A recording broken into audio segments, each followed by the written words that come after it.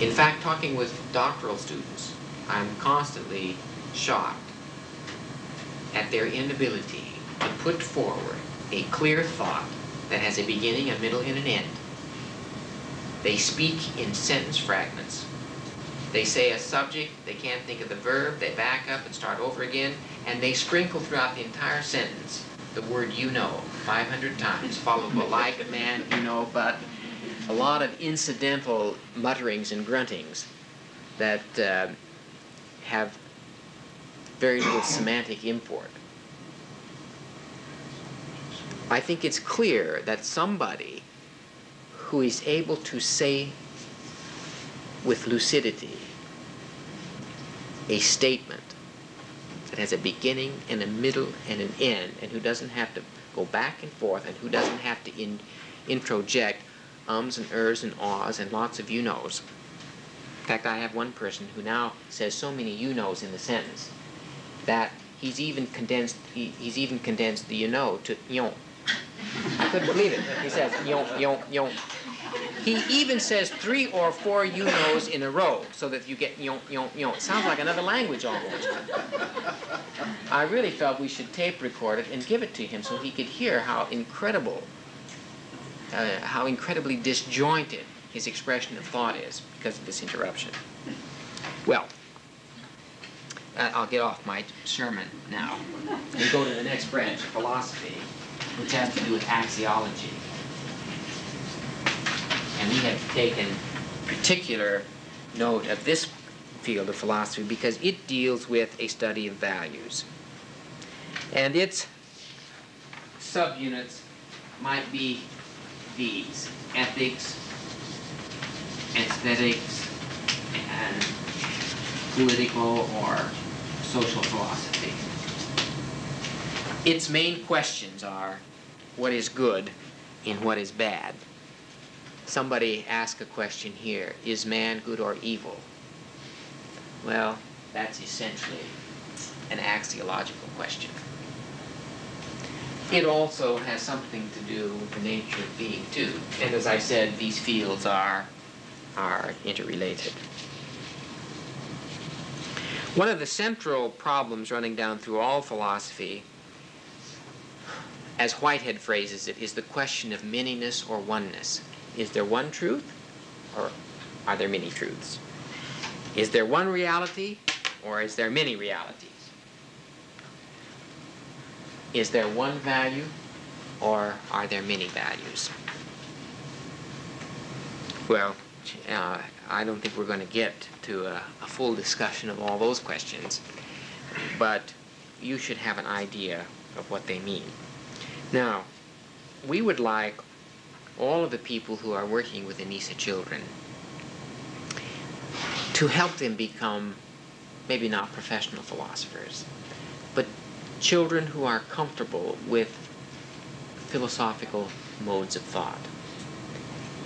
Now, children will ask many of these kinds of questions, and you will keep trying to force them over here most of the time. Now, the problem is we're not all equipped to handle this very well because, as is well known, any fool can ask a question to confound a wise man. The problem is how to respond to this kind of a question when you can't give an absolute answer, when you can't give the sort of philosophical answer that the child can understand. How can you respond to it without putting him off by trying to force him over here all the way? Well, we have yet to work out a systematic way of doing that, but we have some ideas. And it rests around breaking that question down into sub-questions where part of it can be answered on logical grounds alone. Now, so this isn't going to happen early in a child's life, but it can happen a lot earlier than we think it can. And I'll give you some examples of that perhaps a little later on.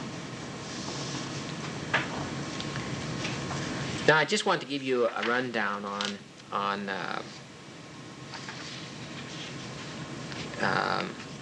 ways people have looked at philosophy, and you can place your own self in one of these camps. And I'm going to place Anisa in one of these camps. And by that time, it'll be time to have a break, and that will be the right introduction for coming back.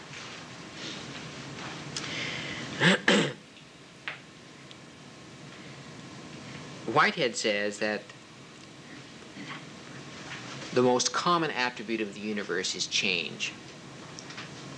And there will always be pressure upon every item in the universe to change. Part of that pressure will be internal, part of it will be external. Who was it who said, trouble is a constant. The trick is to get it on your own terms. Pressure is a constant. The trick is to get it on your own terms. There's pressure in the atmosphere. If you want the plane to go up in the air, arrange the pressures in such a way they are pushing in the direction you want to go. Now, the question is, there are what you might call ontological pressures on everybody. These are the ultimate questions of you and your life and where you're going. After all, we all face death at some point. You see, if I turned off the lights and said, and made it very quiet and say, I want all of you now to meditate on your own death. This could be a very unnerving experience. And I suspect that at some time when you're sitting in a chair, maybe the thought hits you, and you get a sort of a palpitation of the heart. Because the most fundamental kind of all anxiety is what Paul Tillich, the great Protestant theologian, calls ontological anxiety. It comes when a being contemplates its non-being. Sort of shakes you up. Well, we all have ontological pressure on us. Now, the question is, how do we deal with that when it comes? Here are 7 ways that people deal with this, and then I want to say where Anisa fits in. There are some people who just refuse to recognize the issue. These are what I would call the complacent types. They said, well, I just try not to think about it. You know, I'm not going to cry about it, I'm not going to weep about it, or I'm not even going to be joyful about it. I'm just going to pretend it doesn't exist and get on with my operations. There's another group that will examine the issues, claim that they're too complex to do anything about, and simply reject any new proposals. These are the people who are negative about everything. They say no, no, no, can't, won't, so on. 3, there are those whose focus is disbelief in everything. They are the skeptics. And they turn into cynics. And they're not the most joyful chaps to be around. But you know, working as a teacher in the school system is apt to make one a skeptic or a cynic, so you have to be very careful. It's not the most wholesome psychological position to be in. 4 are the people who just say, I don't know, I can't be sure of anything. This is the agnostic position. You know, gnosis means to know in Greek. And when you put a in front of a Greek word, it means no. So an agnostic is one who doesn't know. And we have come to regard an agnostic as somebody who says, who refuses to say that God exists, but he also won't say that God does not exist. And therefore he's on the fence. It's very hard to take any action if you're in the agnostic position. 5 is approach to try to compromise and hook everything together. This might be called the eclectic choice approach. You try to take a little bit of everything and hook it together. 6, examine everything and come to the conclusion that you should go back to a previous time and forget all this new stuff. That's what you might call the restorative choice. It's the conservative status quo position. Things were better 200 years ago. Let's go back to then. Of course, they were in many ways, but not in all ways, you see. That's what makes it difficult. Then there is the 7th position, which is where I place Anisa, which is to project a new future take it as a hypothesis and work to see whether or not it turns out the way you think it ought to. This is what I call the transformative approach or choice. Now, we are a little bit also in number 5, which is the eclectic choice, which selects bits and pieces from everything and tries to see how they're related. But it is, our selection of these bits and pieces has not been an arbitrary sampling, like you just trot out all the philosophies of the universe, make a big smorgasbord and grab yourself a plate and go by and nibble. A few beets here, a little corn there, a little cottage cheese here, and so on. No, that isn't the way we put the model together. We first tried to formulate a major hypothesis about the future and what education could be, and then begin to see what in that smorgasbord applies to that. Begin selecting, then modify the hypothesis, go back and see the smorgasbord, and we had this back and forth until the whole thing emerged. So, we reject the idea of the absolute skepticism position, and yet we meet a lot of that in the public school systems and in state departments of education. I think logically it is not a tenable position for anybody to be an absolute skeptic, because even if there were one, you could never refute him and he could never refute you, because he asserts that there is no knowledge or belief that can be justified in itself as an assertion. But you see, that in itself is an assertion, and therefore it contains its own self-rejection. And much philosophical thought can be discredited on the grounds that the statement itself rejects its own self, and therefore you're left without a foundation. Well, I want to go to, we'll have a coffee break now.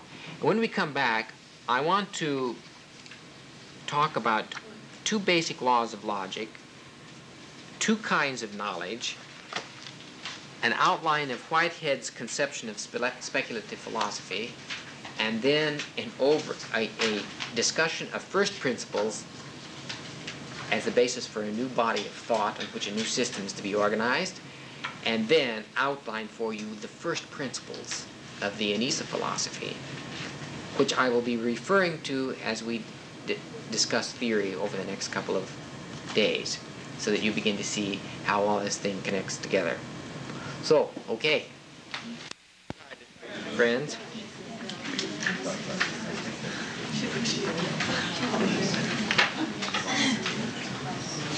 I want to explain briefly 2 basic laws of logic without which thought cannot be coherent, and without which we wouldn't be able to understand each other. Now, there's a lot of laws of logic, so this is the quick mini course. One law is called the law of contradiction, and the other law is called the law of the excluded middle. Now, let me tell you what they are, and it'll make good sense to you.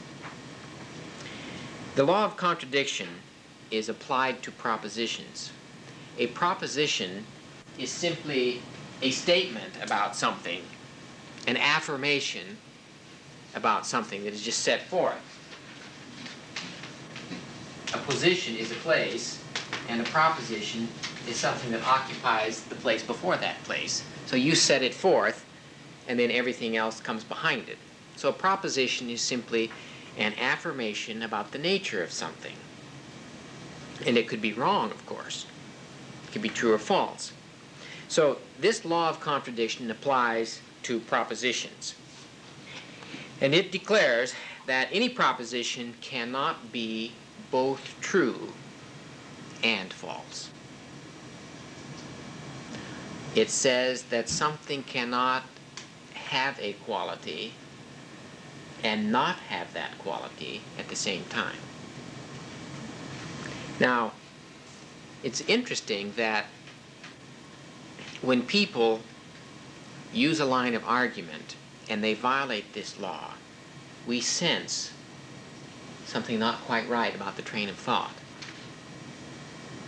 And I think at least I have come to believe that our minds were structured over billions of years of evolution simply to represent, in the way we're wired, an inability to accept things that violate this law. Now, there are certain realms of thought which seem truly paradoxical, and in some cases these paradoxes may appear to violate this law of contradiction. So the higher up you get, the more vague things might be. But when we're talking sort of down here where we live and work, if somebody's line of thought violates this law of contradiction, then we think something's wrong with his train of thought. The law of the excluded middle declares that any proposition must be either true or false. It cannot be somewhere in between. Either something is what it is or it ain't what it is. Can't be somewhere in between. Now when you put those two together, you have the basic two propositions, laws of logic, on which all proof depends. If one of these laws is violated, or if reality in fact is not set up in a way that we can discuss it within the framework of these laws, no proof is possible. Now with that as a kind of little introduction, I want to talk about two basic kinds of knowledge. And these two kinds of knowledge are the subject matter of epistemology. What I talked about just a little while ago had to do with this. This part of philosophy is designed to check itself by virtue of examining the way it thinks about things, to make sure that its thought is as clear and accurate as possible. One kind of knowledge is called a priori.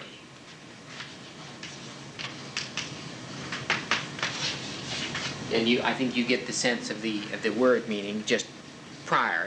And by that it means that the knowledge is not contingent directly upon some experience.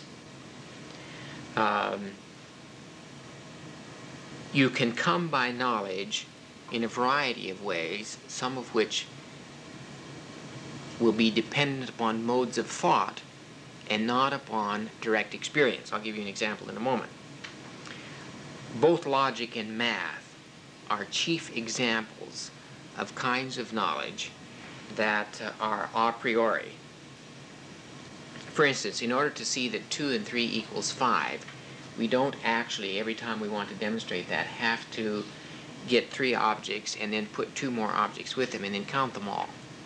We can come to the conclusion 5 without going through that experience. Although, as we know, it's hard for a child to arrive at that conclusion.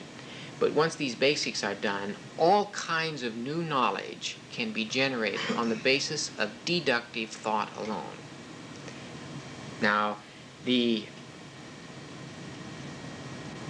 one branch of philosophers called rationalists, and they're the ones who stress a priori knowledge and deductively arrived at knowledge. Deduction simply means you have a premise, and if you apply the laws of deductive logic, you can come to a conclusion that will be true. The laws of logic themselves are known, for all intents and purposes, on an a priori basis. There's a big discussion about this, and we won't go into it, but I think you can get an idea of what I'm talking about. Ewing gives an example, kind of a mundane example, of how you can come to know something by deduction and not by the actual experience. He tells the story of a meeting where a group of people have assembled to hear a speaker, but the speaker has not arrived. And so they ask a priest in the audience if he would just come up and talk a little while, and to fill the time. Well, the priest decides to tell them a story of the first time he heard a confession and what a kind of shocking experience it was. And he made the statement, "The first penitent I ever had confessed to me that he had committed a murder. And he went on to say how difficult it was for him to accommodate that piece of information and so on. Well, presently the speaker arrived, he'd been held up and so on, and he saw the priest, and he got up and he said to the audience, he said, "You know, it's very strange, but I happen to be the first penitent that this priest ever heard."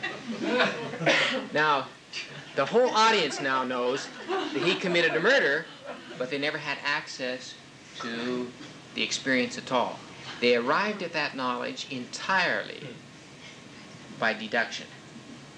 And so their knowledge came to them through that route and not through direct experience.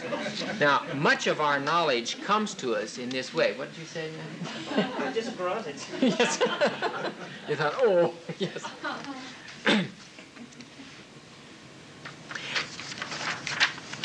The other kind of knowledge is empirical knowledge. It comes to us with first-hand experience.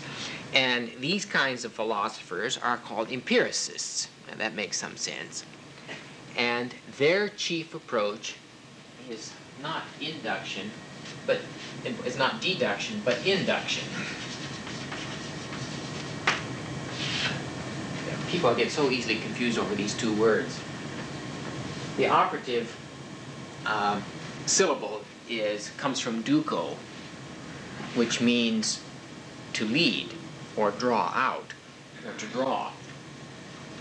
It's the same word. It's see, you can educe, you can have eduction or education. That's what education is supposed to draw out. Well, what does it draw out? Well, that's what Anisa is all about. What does it draw out? The important point here is that you are going from one point to another point, or from several points to another point. Deduction means you start with a general principle, and you can go to particulars from it. Induction means that you start with lots of them and come down to one. Now, some empiricists identify meaning entirely with the property of being verifiable. In other words, they think that if something isn't verifiable, it's really not meaningful. In fact, they would say it is meaningless. That's a pretty extreme position, but a lot of them build a case for it. And therefore, the empiricists tend to dismiss real metaphysical statements. Unfortunately, their verification principle itself is not verifiable, and therefore it contains its own demise, because it's one of those self-rejecting propositions. You say, there is no assertion that can be made that is true. Well, since that itself is an assertion, it now, if that is true, rejects itself. You see the complication? Well, we are often not sensitive to these kinds of things, but a lot of our thought runs in those kinds of circles, and that's what's called muddle-headedness. Now, let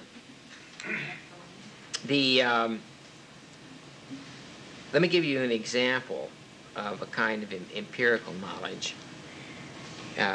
You might say empirical knowledge is contingent knowledge. It hinges on something else. For instance, there is no way to look at a bridge and say that it's safe, although there may be a way of looking at a bridge and saying it's not safe, if you can see that half of the supports are rusted away and so on. But the safety of the bridge is subject to it's subject to testing out. You can actually put some weight on it and run a truck across it, and if the bridge collapses, you now know it wasn't safe.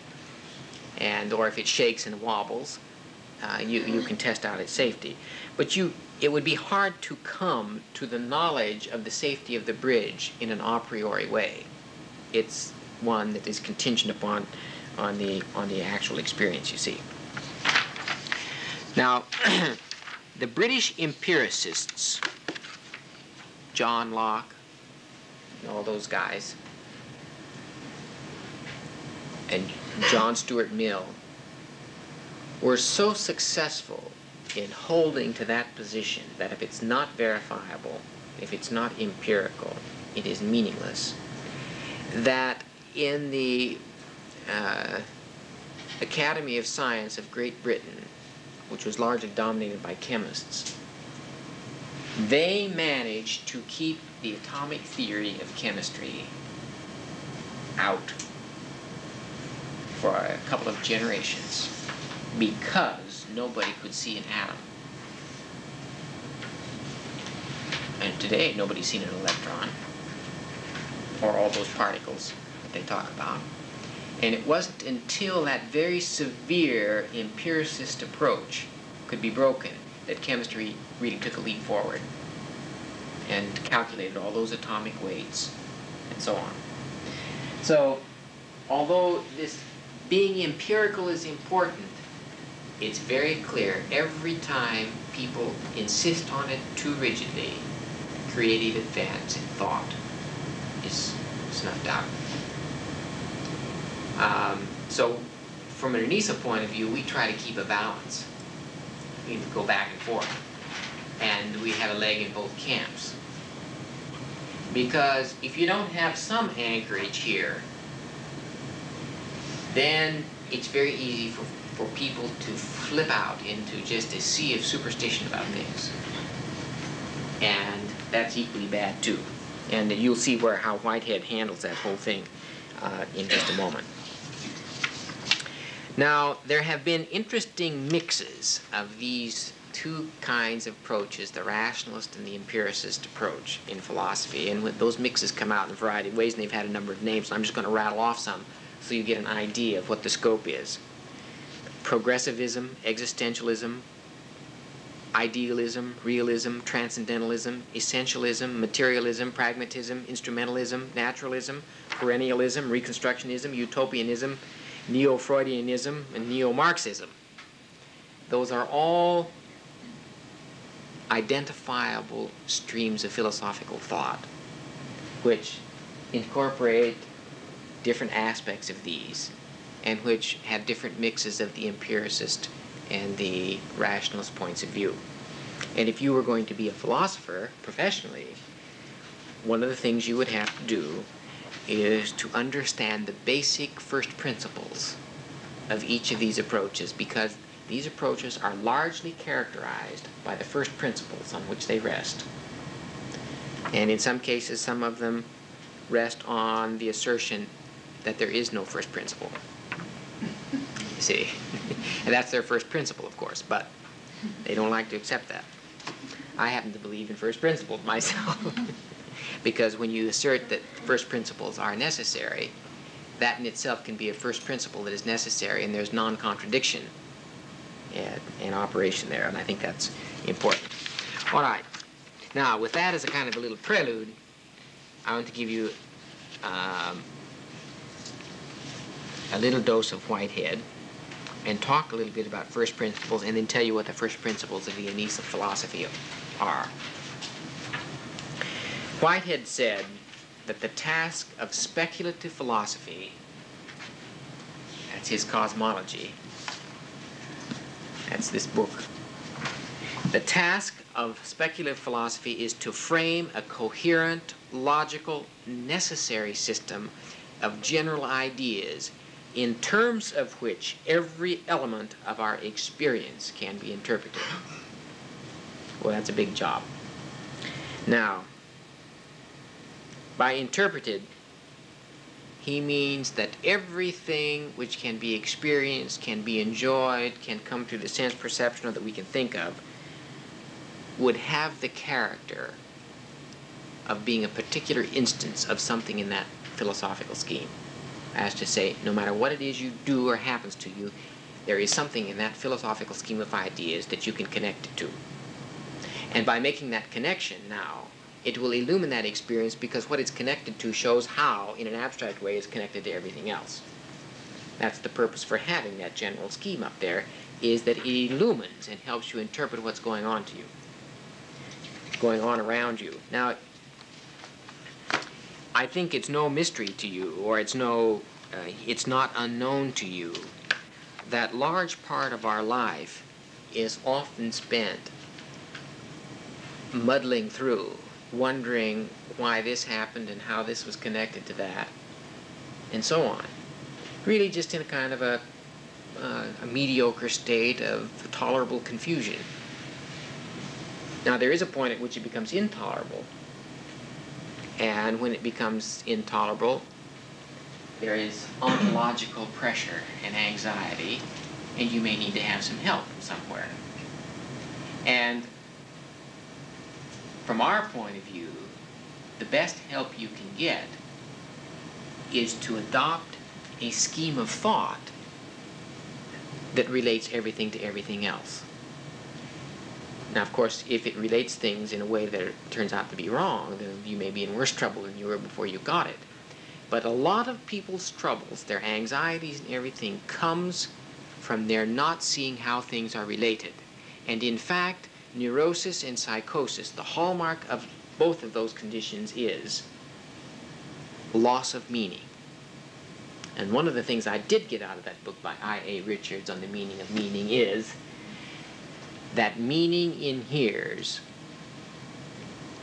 in grasping the relationships among things. And if you don't know how things are related, you can't connect with them. And if you can't connect with them, you'll be out of touch with them. And if you're out of touch with them, you can't have any effect on them. If you can't have any effect on things, you feel powerless. And if you feel powerless, you won't feel able to manage your own life. And that is a threat. And that threat will be experienced as anxiety and leads to depression, and depression unrelieved leads to suicide. So you get the picture. That's why we feel that an educational system which brings to the child the tools for hooking everything together will in fact be the basic antidote to both crime and mental illness ultimately. Because both of those pathologies are related to the same inner condition, namely the suppression of potential, and a lot of that suppression comes from, in essence, feeling powerless, and that comes from not knowing how things are connected together in some way, shape, or form, as I'll demonstrate as we go on. Now, take this idea then to frame a coherent, logical, necessary system of general ideas in terms of which every element of experience can be interpreted. This is precisely what we're trying to do with Anisa.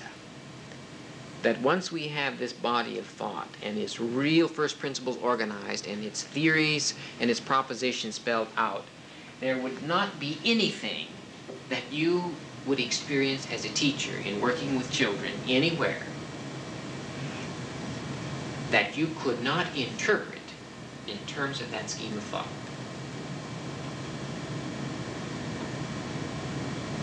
Well, I mean, we're not there yet, but we're a lot farther along than any other system we know of. Now, a little while ago, I talked with you about comparing Anisa with 22 other models. And by that, I meant they're not really models, they're more like approaches to education, like the Bank Street approach. See, what Bank Street is willing to make the assumption that if you provide opportunities for children in an open way, they will choose activities at their own developmental levels and therefore just keep them busy and they'll grow and develop and learn. It's not a bad proposition. It's just that from our point of view, it leaves too much up to chance. Or you might have a Montessori approach, which is far more ritualized. You might have Ira Gordon's approach, or Glenn Nimnick's responsive environments approach, or you might have Weichert's cognitively oriented curriculum, or you might have Breider Engelman or Don Bushell's behavior modification approach. In other words, those are approaches to education, but if you look at them, none of them has a clear philosophical base with identifiable first principles from which have been deduced a coherent body of theory that can function as a guide to practice to achieve particular objectives. And therefore, I don't think they can. We've looked at them all. And it's hard for us probably to be objective, but we're not blind, and I hope not stupid, and therefore we can compare feature for feature of the Anisa model with all the others. And the problem with the comparison is many of the features are missing in all the other models. For instance, there are no specifications in those other models. And therefore, that's why we don't think you ought to call them models. Because a model ought to be characterized by specifiable attributes that would enable you to identify the model when you see it. Because if you see it has these specifications, then you know it's Anisa and something and not something else, you see. Very much like when you take out a patent. There's a whole section in the patent called specifications, and that's where you spell out, you specify the things that identifies your invention and makes it distinguishable from all other inventions. And if you cannot have some of those specifications which are different from other people's specifications, you can't get the patent, because it means somebody else has already invented what you think you're inventing. See? All right. This process of interpretation is the most complicated issue in becoming an Anisa teacher, because we are not trained to do it, nor are we experienced in doing it, interpreting what we are doing in terms of some scheme of thought which we have studied and come to internalize. That's why the Anisa approach is not just a little book of recipes of a few things to do with children. You know, at 10:15 you take out the Cuisinart rods, and at 11:30 you sing a little song, and at 1 o'clock in the afternoon you take a field trip. Although those things might occur in an Anisa school. But the Anisa teacher is one who has internalized that scheme of thought, has a sense of its philosophy, understands the theory, and therefore can interpret every situation in terms of that theoretical frame of reference and use it as a guide to a very generative mode of practice. Now this is important, because if a teacher year after year does exactly the same thing at the same time, following the same lesson plan which she put together in the previous decade, she herself will not be growing. And since we know that modeling is a powerful form of teaching, it is important for that teacher to model the process of perpetually growing and developing by being an avid learner, a competent learner herself, you see. That's why we had to go the theoretical route.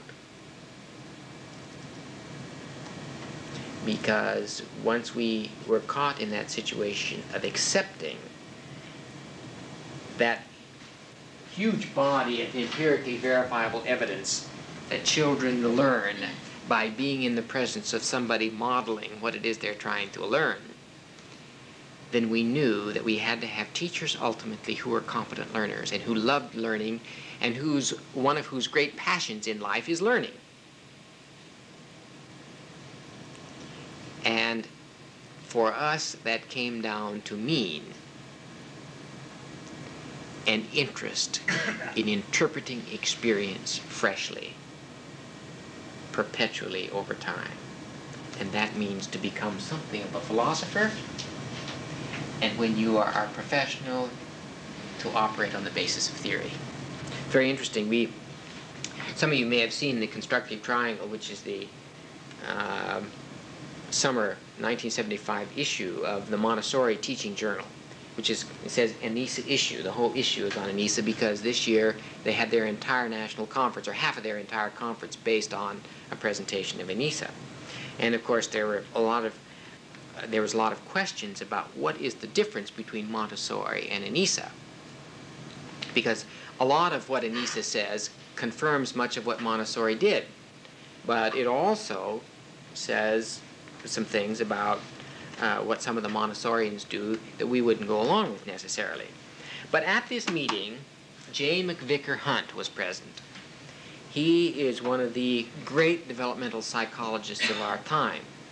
He's now an old man with white hair in his 70s, but vigorous. He's a professor emeritus from the University of Illinois. He's still doing research with children. And Patabi Raman and Sue Thoreau and I were out there for this 4 or 5 days of their national conference, and we sort of jumped up for joy when he got before these 600 or 700 Montessorians and said, I haven't been with you for 11 years. 11 years ago was the last time I spoke to you, and I've sort of kept an eye on what you've been doing. And I have a piece of advice for you. And his advice was this: get away from ritualized recipes and seek out the general theoretical principles that may be reflected in the recipes, so that you can generate new recipes and therefore feel excited about your work, as well as providing some fresh experiences for the children. In other words, he said, you must become theoreticians.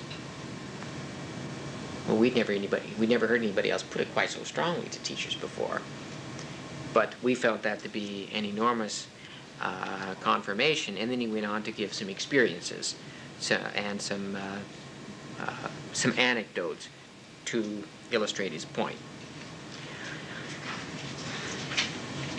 Now, just a couple of perspectives on this business of interpretation, because it is both the task of philosophy and theorists as well as scientists.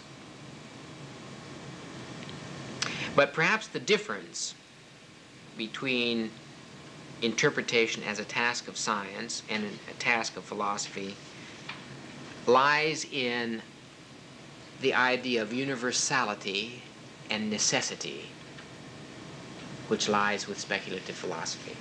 This is what Whitehead says, a necessary system of general ideas. By necessary, he means that it has to work. It is necessarily so, not just arbitrarily so. And Whitehead suggests 4 criteria to be applied to look at the quality of a system of thought. First of all, is its logicality. Does it obey those laws of logic? Does it accept the law of contradiction and the law of the excluded middle, plus all the others that I didn't have a chance to go into? Number 2, is it coherent? That is to say, does everything hang together with everything else in some way? You can't have a little piece over here that denies a little piece over here. They have to be connected in some way. Third, its applicability. That means that everything you experience in the classroom can be understood in terms of something in that body of thought. Give some concrete examples in the course of the week. And fourthly, is it adequate? Adequacy. And by adequacy, he means that there are no items of experience not capable of being interpreted by the scheme. Now, we realize that we really step out on a little bit of thin ice here in claiming the adequacy of the Anisa-Model. And so that statement rests for us in relative terms. If you could ever find a more adequate model, we would like to see it, because we would immediately then change our model to make it more adequate than the one you bring up, because we're not interested in staying the way we are. We're just interested in getting better and better, which is what science is about.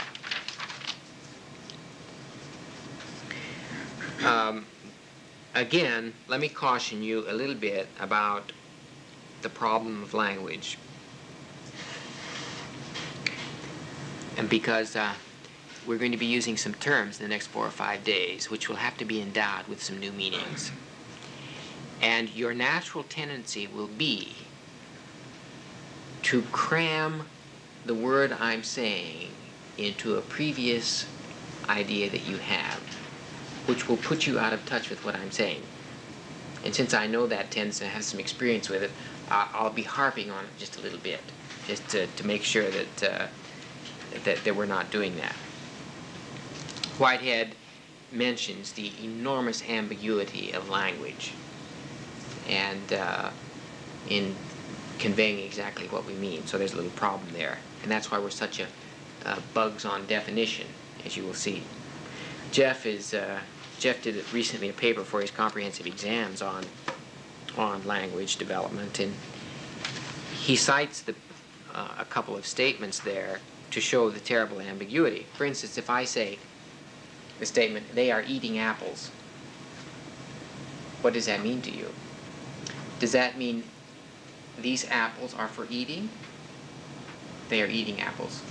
Or does it mean these people over here are eating these apples? They are eating apples. Now, part of the meaning of that sentence is carried in the tonality of the voice, which is one of the things a child learns to pick up very early, because we can say, they are eating apples, or we can say, they are eating apples. Now, if I say, they are eating apples, it means that they're not cooking apples. Well, I have to say they're not cooking apples in a very special way too, otherwise you'll think these people are not cooking these apples, you see. Now, the quality of the tone of voice is not possible when you're writing. That's why writing is such a bitch.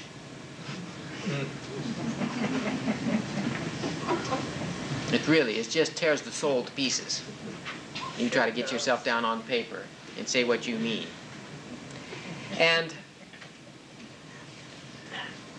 that's why children must be encouraged to write from the very first moment that they can begin, to get their thoughts down. Because writing means not depending on anything else but the clarity of the line of thought. And now, since in school we don't, the little essays that kids write in school are never critiqued well, because there's not enough time. So by the time they get to the university, they're illiterate. Really.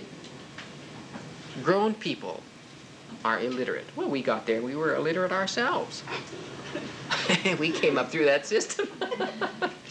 So it's been quite a struggle for us to sort of impose upon ourselves a system of compensatory education. And we do it by having each other read our works and question whether or not that's what we mean. Now, Jeff gives another example where tonality doesn't even help. If you say, visiting relatives can be fun, what does that mean? Does that mean that the relatives have come to your house? Or does that mean you've gone to visit your relatives?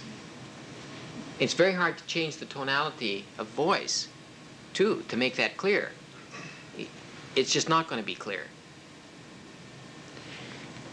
Therefore, the only way to make it clear is to have it in context. And that means it has to belong to a system. And therefore, the Anisa-Model represents necessarily a vast, comprehensive system of thought simply by virtue of the utter necessity of making things clear. They have to appear in a context. And you have to spell out what the context is, and that's what the philosophy in large part does. Because when you hear a given statement in the Anisa-Model, by itself it may be ambiguous. But when you place it in the total context, then you can make the right interpretation. Hence, it is never possible for groups of people, teachers, to be trained in the Anisa-Model without understanding the philosophical base. You just won't be able to understand what some of the sentences mean without that context.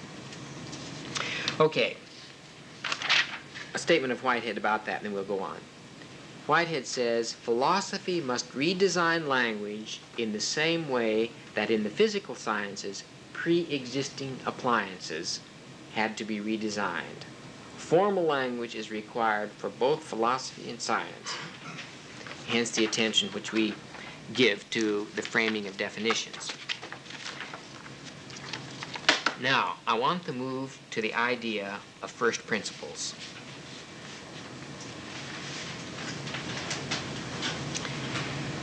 The reason for having first principles is that they are the way to guarantee coherence. And coherence and logicality are two rationalistic ideals which we insisted on living up to as best we could. The reason coherence is so important is that things that are coherent make sense, and therefore they have meaning in them. But secondly, actions based on a coherent body of thought by groups of people will be extraordinarily effective because no energy is wasted by being expressed in patterns of action which go in the opposite direction. In other words, we want, if Anisa is going to be different from ordinary systems, it means that the energies of the people who belong to that system have to be expressed in patterns of behavior that accomplish the purposes of the model. If you have vast amounts of energy leaking through the cracks or going in opposite directions, then that system will not be terribly efficient. It will take longer to accomplish some things, and in fact, some energies may be just downright harmful or counterproductive. Now, Whitehead says that incoherence stems from disconnectedness or arbitrariness among first principles. Now, I would even go one step further, or maybe one step before that, and say there is no possibility of having coherence if you don't even have first principles. Now, a few weeks ago, we had a team of people from the State Department coming down to look at the certification of the School of Ed, or accreditation for the School of Ed at UMass. And they were, we just have dozens of programs. They've proliferated enormously over the last few years. And so Don and I went down to be interviewed by these people. And they were worried about a number of things. Number one, taking a definite philosophical stand seemed unusual for them because usually a school of education just presents what Piaget says and Dewey says and Hunt says and so on, you see, on down the line. And then the poor person who's taking the course can just take it or leave it. And what they usually do is leave it. In our experience, they all leave it. And then they go to teach after having left it all. And what they do is just try to follow a little bit what the supervising teacher does. But there's no connection between all that. And the research is in now. Those child development courses, all those foundation courses in educational philosophy and ed psych, did not change the behavior of the teacher one whit. All they did was accumulate credits, which got written down in the registrar's office and enabled you to become certified. The system is anti-rational. It is incoherent. So Don and I said the Anisa-Model is designed to represent a coherent system of education, which could therefore be efficient by virtue of the fact that the energies of the people in the system would be pulling in the same direction. And this woman said, well, what makes you think the traditional systems are incoherent? And we said incoherence stems from arbitrariness or disconnectedness among first principles, or we added hastily, having no first principles. So we said to the assembled delegates, what are the first principles of education? Well, they just lost their teeth. Their mouths just dropped open. I said, think for a moment. We'll pause for 5 minutes. It seemed like a half an hour. While you think of the first principles of education. Well, finally, one woman said, well, I'm not quite sure what a first principle is. Somebody offered ordering textbooks on time. You can see why they might think that's a first principle, but that's not quite what we had in mind. Though, of course, if you don't get the textbooks orders on time, it is a bit of a mess. You had to agree. I can tell you honestly, friends, I have asked dozens of professional educators, what, in your opinion, are the first principles of your profession? And I have never, not ever, met one who had an answer. Now, they can think up one after a while, but the idea had never even occurred. Now, that means that education as a profession in our society has never organized itself on a rational basis. And without that kind of basis, it can never hope to be comprehensive on the one hand, nor can it hope to be adequate and powerful on the other. And what we are trying to do is to take care of that problem. Therefore, we had to be concerned with the identification of first principles, which could function as the philosophical premises from which could be deduced a coherent body of theory, which could be a guide to practice. In other words, it would guide the use of the energies of the people in the system so that all the energy is pulling in the same direction. And that means it'll be more effective because it's all going not at cross purposes, but in the same direction. Now, I just want to talk a little bit about Herbert Spencer, who lived at the time of our own Civil War. He was writing in the 1860s, who came on this issue of first principles and in fact wanted to build philosophy into a super science. His philosophy is called synthetic philosophy, and he felt that philosophy should become a special science whose function would be to unify all other sciences. And in many ways, what he was attempting to do was not all that different from what Whitehead was attempting to do, and so on. He believed that his science, his synthetic philosophy, the science of all sciences, would be not made up of a lot of general laws, but in fact, he would find one law from which all others could be deduced in an a priori way. Say, it wouldn't have to be subject to experience. It wouldn't be contingent upon experience. And he offered a new definition of philosophy as completely unified knowledge. Now, he started with what the physicists considered to be two very well-established first principles in his day, just as a point of departure. One of these principles was the continuity of motion. It's kind of one of the first principles of physics. And the other was the indestructibility of matter. You know, if you burn this paper, you don't destroy it, you simply change the form. Part of it goes off in a gas called carbon dioxide, and part of it remains as carbon and ash. Now, it's true, we haven't found a way to grab the carbon dioxide back and unite it with the ash and the carbon and make the paper again. But the indestructibility of matter, I think, has been pretty well demonstrated. He took those two principles and said to himself, how can I unify those into one as just an exercise? And he came to the idea that matter and motion are simply different forms of energy.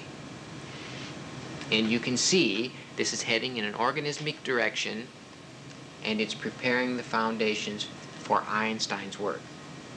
If motion and matter are simply two forms of energy, then those two principles could be combined into one, and he called this principle the persistence of force, or the prevalence of energy. And one of the deductive consequences of that proposition would simply be that every loss of motion must result in the accrual of matter, and every loss of matter must result somewhere in an increase in motion. And of course, why Einstein got the idea that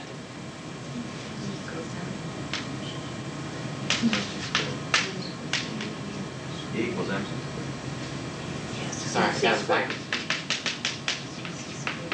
Energy equals mass times the speed of light squared. C meaning the word constant, which is what he was taking as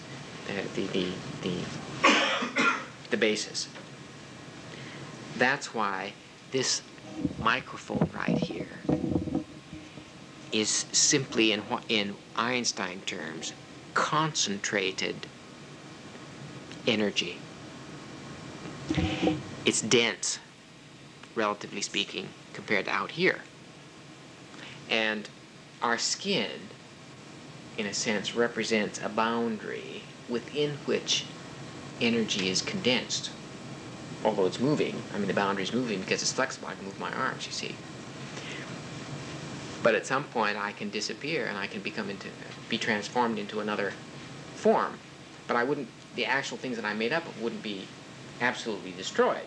I'll be buried one day and I'll rot, and part of me will then be probably fertilize some grass, and the grass will grow, and I'll be in part of the grass, and some cow will eat the grass, and it will give milk, and then some baby in Detroit will drink the milk, and now I'm in that baby. And it gets very complicated after a while, but it does it does demonstrate the interconnectedness of all the universe, you see. No doubt we are part of all kinds of other people who've gone on before us in a physical sense anyway. Well,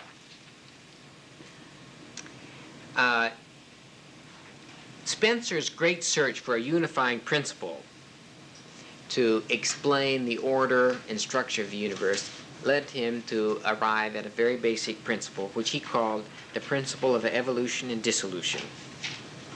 And then he showed deductively what others found out inductively, namely that change is always from a state of homogeneity to a state of heterogeneity. And you begin to see now the idea of two forces in the universe, one which is building things up into increasingly complex structures, and the other which is breaking things down. One is called entropy, and one is called, well, life, is what Whitehead said, or non-entropy, I think is what George was talking with me about during the break. You know, the sun is getting colder. In a few billion years, it will go out. And when it goes out, that's the end of us here, unless we find an alternative source of energy. Or we must journey to another planet that has similar conditions. I don't know where that will be, because we need to find one that's about the same distance from another star, which would have the similar conditions, oxygen and all that stuff. That general winding down of the universe is entropy, and entropy means energy that is unavailable to accomplish a purpose. Now, Whitehead points out that the whole universe isn't winding down. There are some elements of it that are building up, and that's what life is. First organic, first vegetable, animal, and then man being the highest point of that counter force. And that building up force involves the creation of more complex organized units where large things are brought together and unified and have some kind of purpose. And you will see when we get to the Anisa theory of development that it derives and is consistent with the general force of evolution in the universe, and therefore rests squarely on what we know about evolutionary forces. He said that evolution is a passing from a less to a more coherent form of energy. And this process is built up through differentiation and integration. That's what evolution is. And it takes place in a given human being biologically, and it takes place psychologically through learning. Our question is, what kind of learning? And we have defined learning in a way then that shifts the foundation of education away from simply assimilating information to another kind of learning which we try to get our children to do, and which makes Anisa different from all other educational systems. Okay, now with all of that tucked in your bonnets, I come to a blank sheet, which I will project on because it's all in my head. It has to do with these first principles of the Anisa-Model, which we got by sifting through all of these books and asking all these questions. And which, when you internalize will provide for you that general context within which you can sort out the ambiguities of given statements.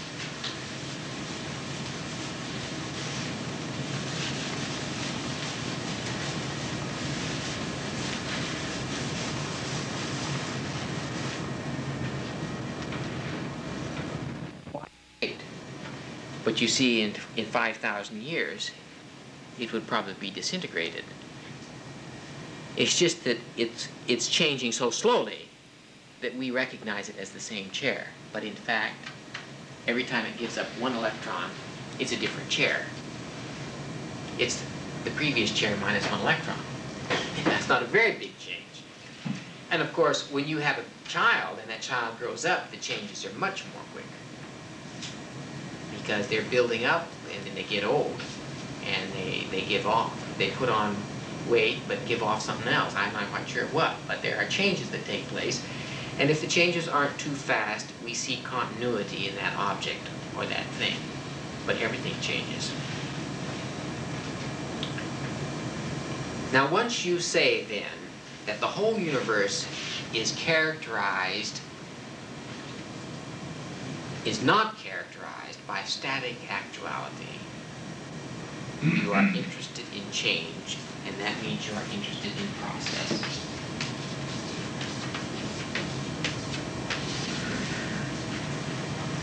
And it goes on to say, process presupposes potentiality.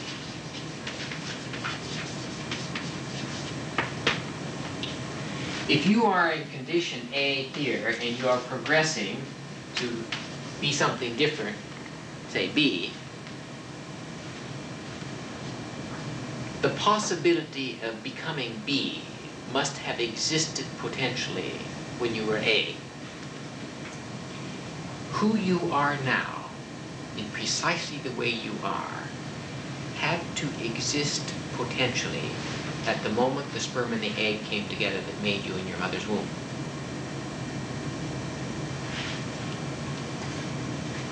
By process, Whitehead means the translation of potentiality into actuality.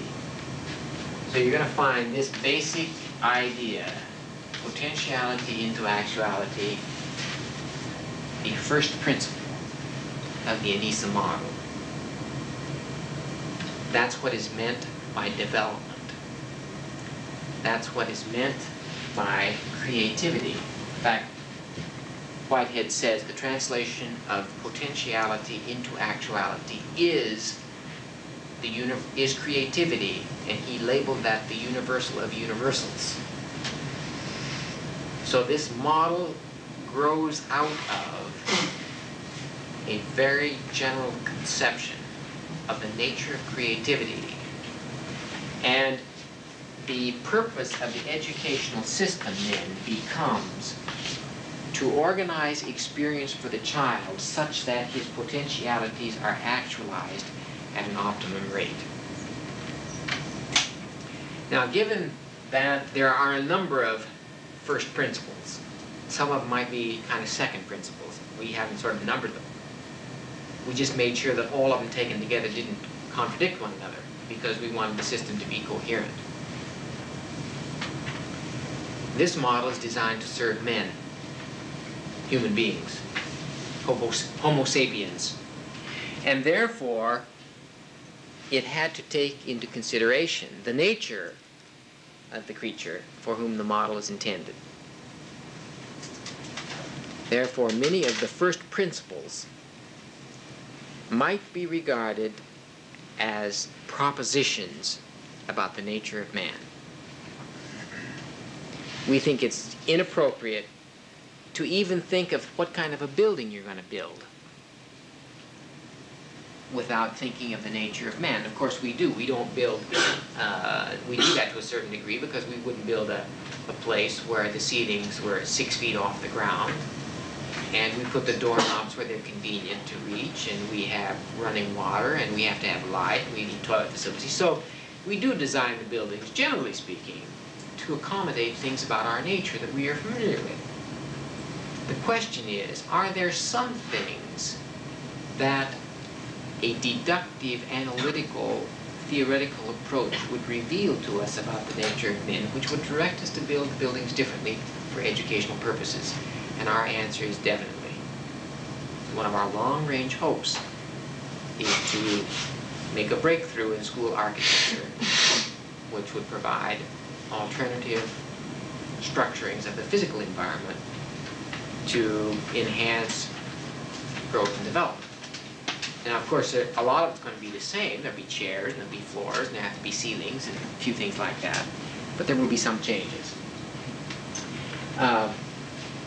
One of the first propositions, or first principles in the philosophy of the Anisa-Model, pertinent to the nature of man, is this: that there is no way of conceptualizing a limit on man's potentialities.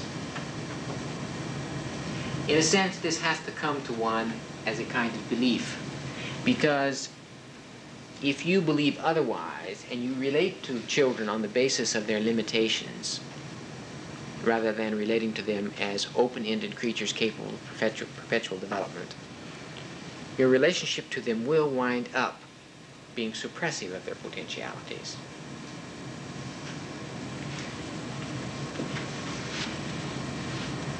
Another fundamental first principle of all of creation, which has a bearing upon the nature of man, is Whitehead's definition of reality as process. That's why this book is called Process and Reality. And this book tries to relate process to even more ultimate principles, and that's why it's called Process and Divinity. But I haven't read the book yet, so I'm not quite sure what they're getting at yet, except that, well, in Whiteheadian terms, I kind of think I know, which I might explain a little bit later. Whitehead says that if everything is changing from one thing into another, it is going from potentiality to actuality, and therefore to be in touch with the reality of something must therefore necessarily mean being in touch with the process of its becoming. Now, what implication would that very abstract, general philosophical principle have for a teacher working for a child in the Suffield public school systems? Well, a lot. Let me just say one. If you give a child a test, the minute the child hands the test in, he's changed.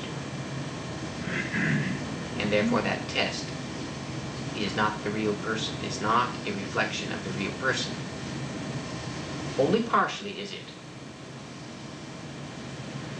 And if you therefore use those test results as a way of relating to the child on the basis of his limitations, you will ultimately be suppressing him.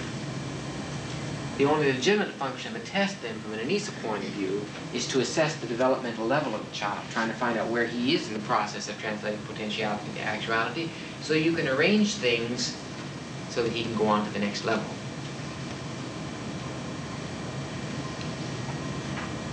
None of us are the same people that we were when we came to the room this morning. We've all changed a little bit, not the least of which we've aged a few hours. That seems to go on inevitably. That's why people have been searching for the fountain of youth. They'd like to reverse the process, but Whitehead says the reason time is irreversible is because process is there. And Whitehead's definition of time has a lot of implications for children, because we believe that time is measured by the clock. And he said, no, time inheres in process. And that's why, when you read the Whiteheadian elucidation of the phenomenon of time, you will understand children much better.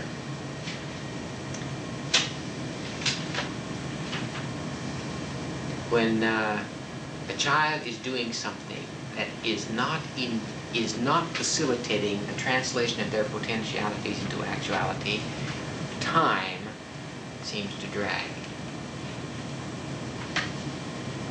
And Sarah, my little Sarah, always accused the clock of being mean.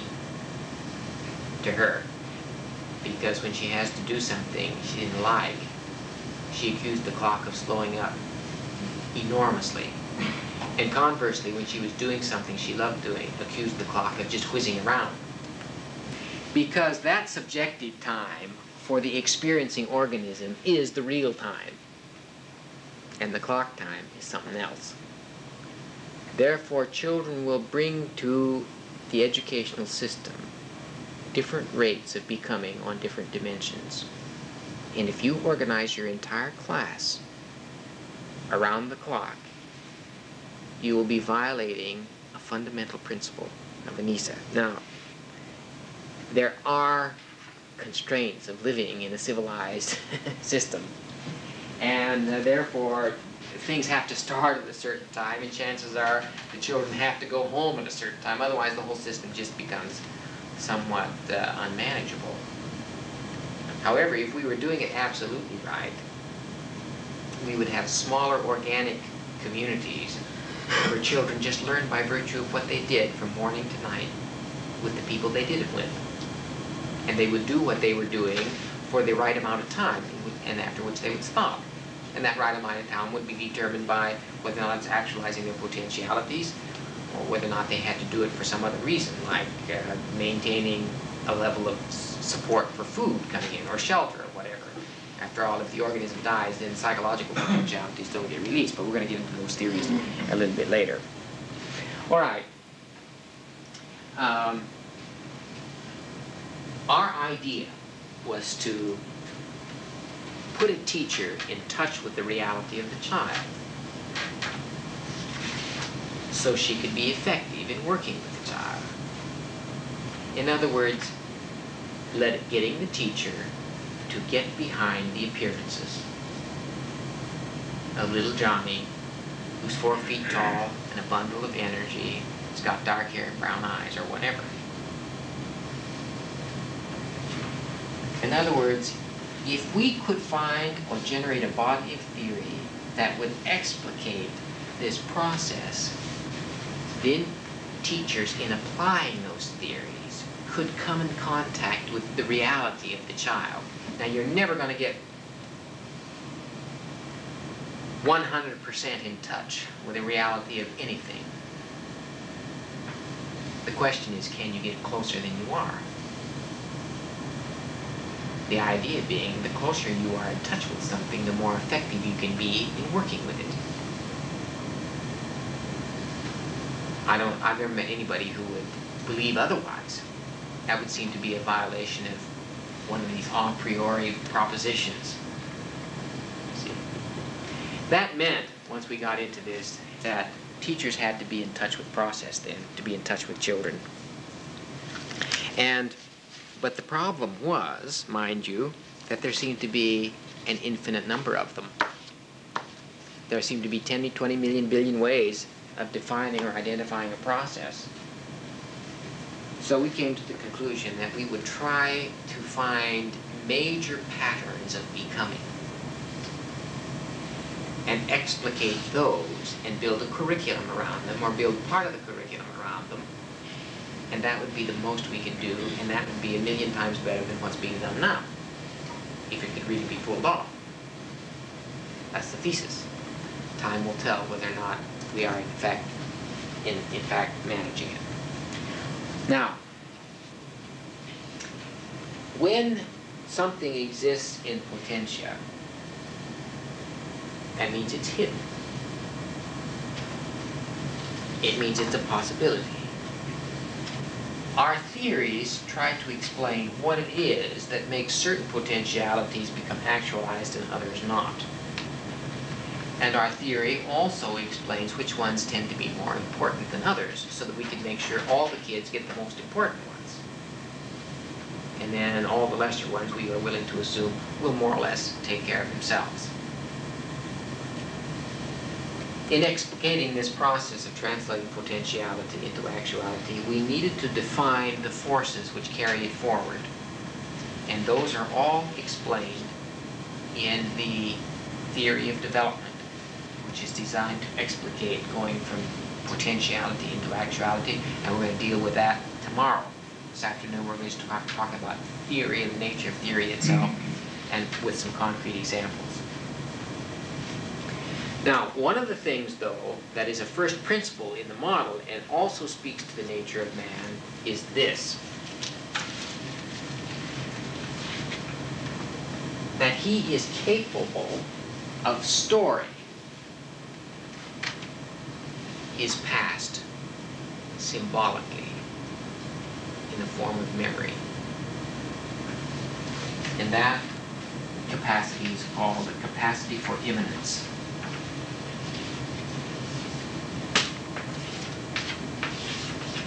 Now, the chief vehicle of immanence is memory. On Monday, is it Monday, Mag? Yes. On Monday, we're going to have a marvelous seminar on the nature of memory. If I can remember all of the things about it that I was supposed to say. And I'm going to put you through some experiences where you will come to understand the nature of forgetting and what you could do to forget less, and how you can work with children to increase the probability of their remembering. But immanence is very important because that sum total of one's past is half of the determinants, or the determining power of what you're going to become. So a teacher that's going to individualize instruction has to be able to get a fix on that. Otherwise, they will be asking the child to do things that doesn't connect. If it doesn't connect, it doesn't have meaning. If it doesn't have meaning, it can't be remembered. If it can't be remembered, it doesn't become a part of immanence, and it means you didn't change any by virtue of that experience, or very little.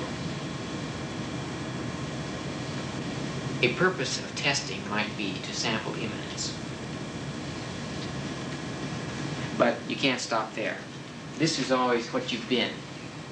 And what you've been isn't entirely what you are. That's why if you try to relate to a child just on the basis of what he's been, he will feel not accepted totally. Now, the big flaw, to make a point on this issue, the big flaw of Freudian approaches to psychotherapy is that it almost entirely rests on a rehearsal of what you've been. There is no way of changing if there is a constant rehearsal of what you've been. And when I came to recognize that weakness in the Freudian thing, or what I claimed to be a weakness, I worked for 5 years as a therapist myself and shifted to a new approach. What is it then that would enable you to escape just remaining what you were, because you're always rehearsing what you've been? The trick is to decide what you might be and rehearse that for a change. Now, when you make a projection of what you might be and then organize the power and energy of knowledge that your past represents in this new way, another capacity of man is being exercised, and that's transcendence.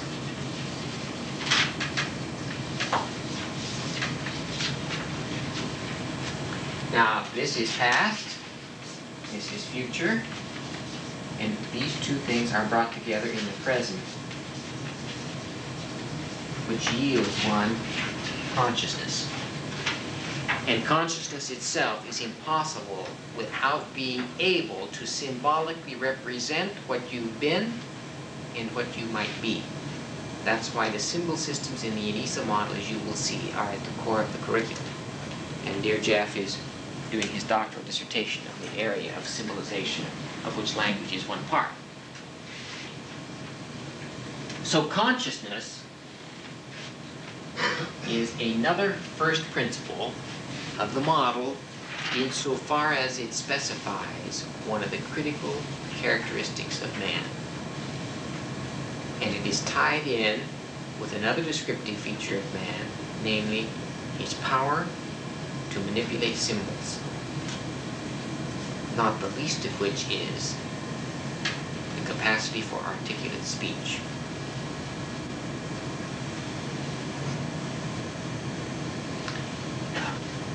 You think how marvelous that is. You suppose I want to talk about a horse. If we didn't have a symbol for horse, it means every time I want to talk about a horse, I'd have to trot the horse in here, which would be quite a disturbance, although it would be far more exciting for the children than not trotting the horse in.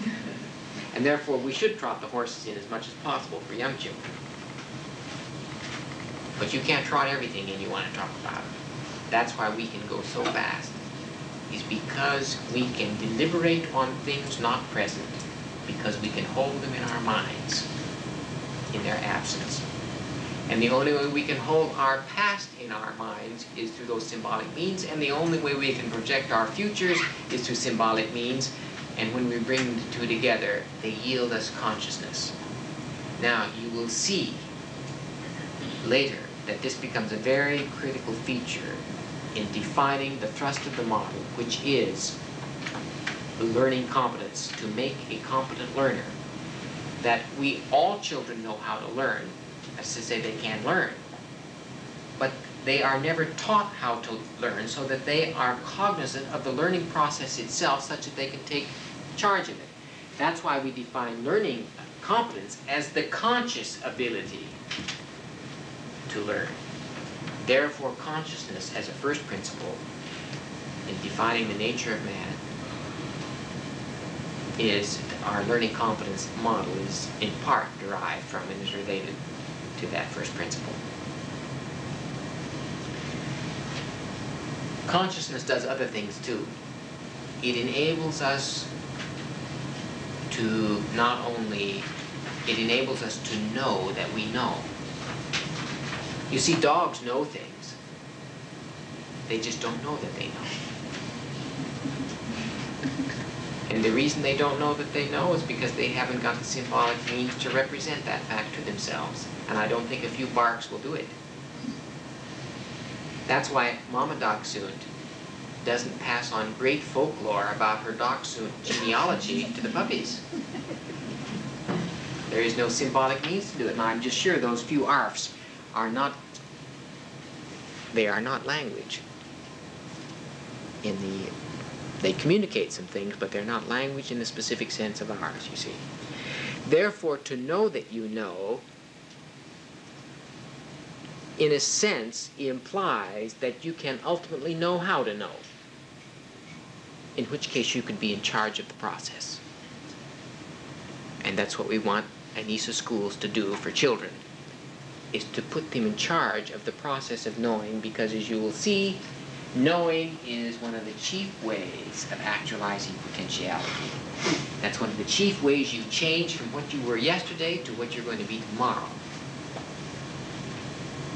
Is that you are different because you've learned something. Now, supposing you could be in charge of that learning process, you could be then in charge of your own becoming. You could be in charge of your own destiny. And there is no more exciting adventure than being in charge of pursuing and planning your own destiny. It's quite a different ball game then that we're talking about when we're talking about educating children in this way. Well, tomorrow I'm going to take those few first principles and begin deriving for you a coherent body of theory and showing how that theory, when used to guide practice, yields a different kind of educational system. And we will try to delineate for you what part of that total system we have already initiated in Suffield and what remains to be done, which is quite a bit. But a lot of that depends on us and not you, since we have a lot of work to do ourselves. Now, we have 4 minutes to answer burning questions, and I promise to leave more time, but I expect you to interrupt me for the questions as I'm going on. And so I'm kind of proceeding rather blindly on the assumption that your burning questions are being answered as I'm going, and if that's not the case, then you're letting me down. Any questions now? Yes, George. Your concepts, your data language, your differentiation and integration would be analogous to the concept of conflict. For example, let me take the system as a whole. If you take the Marxian system, thesis, antithesis, which then ends up in some synthesis, his whole model of historicism is built on conflict. So the concept here that would be analogous that you have in yours of dealing with conflict would be that process of differentiation leading to integration. Well, differentiation is not in itself synonymous with conflict. However, two different things may be in conflict, but their conflicts may be resolved by finding a higher order integrating principle. To be different in the fundamental sense simply means that they are distinguishable from each other by virtue of some properties or characteristics which they have, and that they can be integrated into some whole, and then that whole might be a differentiated element compared with some other whole, which when the two get together are differentiated elements which are going to be synthesized by a higher principle, and then those differentiated elements, which were wholes at one point in the hierarchy, now become parts, which are then related to make a bigger whole.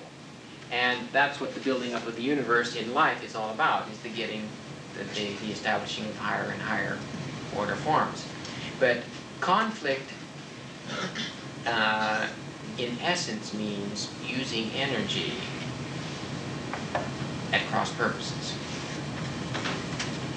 And if you want the energy to flow in the same direction, then they have to be at one purpose, or in complementary purposes. But this is a big question. I'll have to talk with you about it later, George. Otherwise, we'll be here till supper. That has been one of my disturbing things looking at the model, of how it deals with conflict itself. And I took some large elements here. Sure, but I mean, the model does deal with conflict simply by virtue of searching out the elements by which two differentiated things can be related. But the differentiation itself is not ipso facto conflict. That's the point. Bon appetit. You to take this yellow sheet, and before we get into theory, I want to make a comment about each one of these questions so that you have a sense that we have at least covered these. Yes, one says statements about philosophy, and the other is the seminar. I think we've covered pretty well number one, what is philosophy and what is purpose. Philosophy is an attempt to disclose the reality of things, to form a scheme of thought which will illumine all of our experience and make it hang together. And I think you all got a good sense of that. Number two, why is it important for an educational system to have an explicit philosophical base? There are two. Well, there are a lot of reasons, but let's just talk about two. Number one, if it is explicit and you're consciously aware of it, then everything you do can be referred to that base. It therefore makes clear what you're doing and why you're doing it. And that's a great benefit. Secondly, it means that what you do will all be devoted to achieving the objectives that you have in mind. Without a philosophical base, your objective may be something like just getting through the day without a major hassle or a major trauma. Well, that's not a very exalted objective. But I know a lot of teachers whose objective it is to just make it through the day. And I know a lot of teachers who experience that for the first 4 or 5 years of teaching. Well, you just can't be on top of things if that's your objective. Your objective has got to be phrased in terms of the kids. And therefore, it's important to have an explicit philosophical base, not only because it makes sense out of what you're doing and is a guide to practice ultimately, but because it gives you an overall sense of how to keep your energies invested in going in one direction. See, if you use energies for 5 minutes, it goes in that direction, and then energies in 5 minutes going in the opposite direction, you're just like what Nancy Rambush calls an electric chicken. You're just bouncing around, and you're expending energy all right, but it's not accomplishing anything. 3, why was the philosophy of Alfred North Whitehead chosen as the basis for the Anisa-Model? And this you ought to know because people will ask you. We wanted to make certain that this model rested on the best thinking in the history of man on this planet. Whitehead's philosophy is a remarkable synthesis of almost all of the philosophy clear back to Socrates. And therefore, his own work represented a kind of cashing in on, or capitalizing on, not only Western streams of thought, but Eastern streams of thought too, because Whitehead was very interested in Buddhism and Hinduism. Now, we have used Whitehead's philosophy as a means of checking ourselves on the scope, depth, coherence, logical consistency, and adequacy of our ideas. So I don't know whether you would say Anisa is a Whiteheadian educational system. In a way, I suppose you could say that. But there are some things about Whitehead that we don't quite understand. And Whitehead himself, you know, in all these other books he wrote, Aims of Education, Adventure of Ideas, Science in the Modern World, the Philosophy and Science, Modes of Thought, Aims of Education, those books themselves are not very direct, systematical, logical derivatives of process and reality. So he didn't undertake the job himself. Of course, he, you know, after all, it was near the end of his life that he did this and wrote all these books, so and he didn't have teachers and a lab school and all these kinds of things to begin working with, and I'm not sure he would be inclined to anyway. And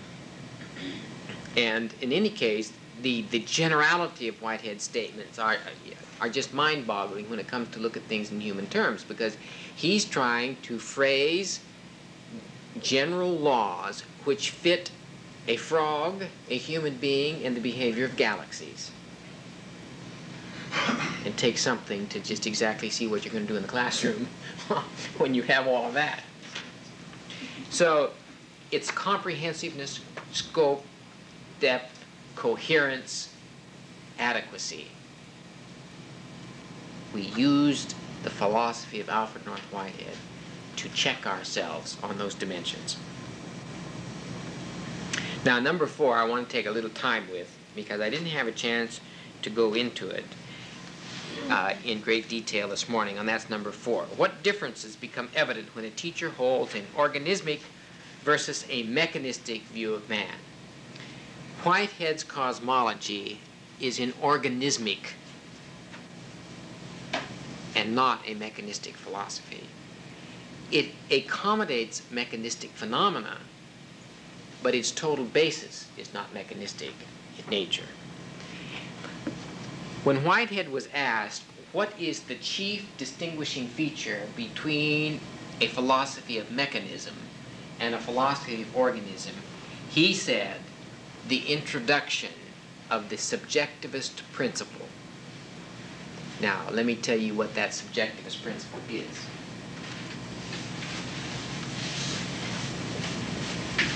You will come to appreciate how that explanation pulls us right down to what we're trying to do with children.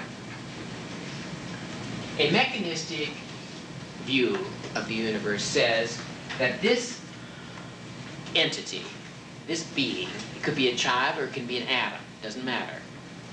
The behavior of this is always caused by something outside itself. That's the mechanistic view of everything. The subjectivist principle says all right, part of its behavior may be influenced by outside events, but there is something inside it that enables it to determine how it will behave.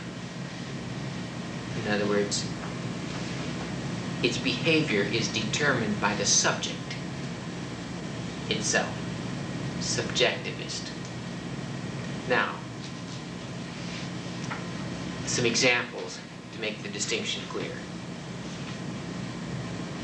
Western psychology, as represented in the work of B.F. Skinner and the behavioral modification people,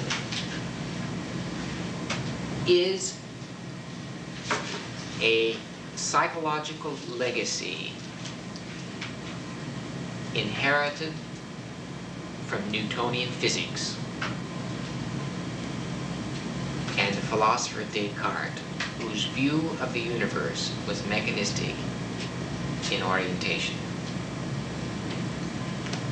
And therefore, Skinner believes that the behavior of a child or a human being is not determined by the child himself, but is caused by external forces and events impinging upon the child.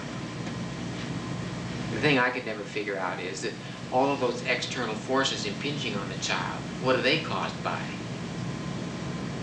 I mean, if the mother decides to bawl the child out, who is causing the mother to bawl the child out to make the child's behavior be caused by the mother? I mean, somebody's got to cause the mother's behavior. Pretty soon, as Whitehead says, it becomes impossible to contemplate. The logical extrapolation of that view is that I cannot help saying what I am saying to you right now, and you poor things couldn't help coming to this seminar because your behavior was caused, and my behavior is caused, and we are helpless. We couldn't go home if we wanted to. Now, I don't want you to try to demonstrate to me that you can go home. I didn't have a meeting right now. But I somehow feel that you could. And some of you might be just as ornery enough to do it on some occasion. Well, the distinction rests on understanding two different kinds of causes and accepting those two different kinds of causes. I didn't put those down. You didn't put those down. All right. Just wanted to see. Sorry. This kind of cause is called efficient cause.